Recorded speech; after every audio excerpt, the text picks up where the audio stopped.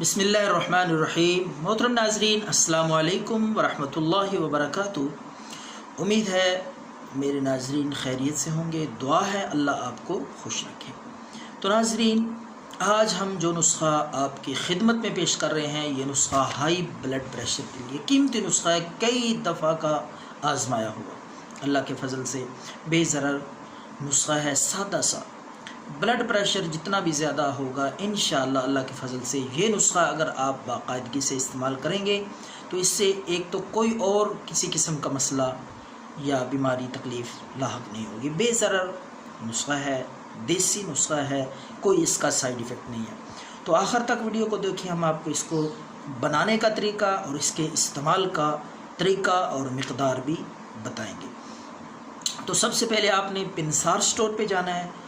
ये चीज़ें लिख लें जो मैं बता रहा हूँ, और इनकी साथ मिक़दार भी लिख लें, ताकि ये मिक़दार इससे कम और ज़्यादा नहीं होनी चाहिए।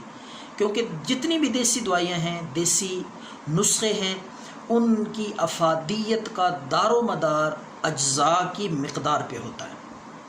अगर अज्जा की मिक़दार, उन दवाइयों और चीज़ों की मिक़दार कम या ज़्यादा कर देंगे तो वही चीज़ें, वही दवाइयाँ बजाय फ़ायदे के आपको नुकसान देंगी। तो इसलिए बराए मेहरबानी मेरी इस गुजारिश पे अमल करें। जितनी चीज़ें, जितनी दवाइयाँ जिस मिक़दार में मैं आपको बताऊँ, उसी मिक़दार, उतनी मिक़दार में आपने वो चीज़ें लेनी है। सबसे पहले आपने छोटी चंदन, ये आपको पिनसार स्टोर से मिल जाएगी। ये आपने लेनी है 25 ग्राम। इसी तरह अजवाइन खरासानी आपने लेनी है पिनसार स्टोर से। खरासानी अजवाइन ये 50 ग्राम लेनी है। तीसरी चीज़ नाजरीन वो है तुरबत। ये भी पिनसार स्टोर से आपको मिल जाएगी बाआसानी। ये आपने लेनी है 25 ग्राम।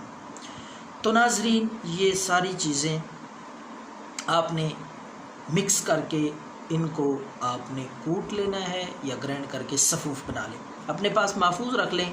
तो नाजरीन, आपने 5 रत्ती के बराबर, तकरीबन आधा चम्मच, ये सफ़ूफ आपने खाने के 1 घंटा बाद, सुबह भी और शाम को भी 2 वक्त आपने इस्तेमाल करनी है, सुबह और शाम खाने के बाद।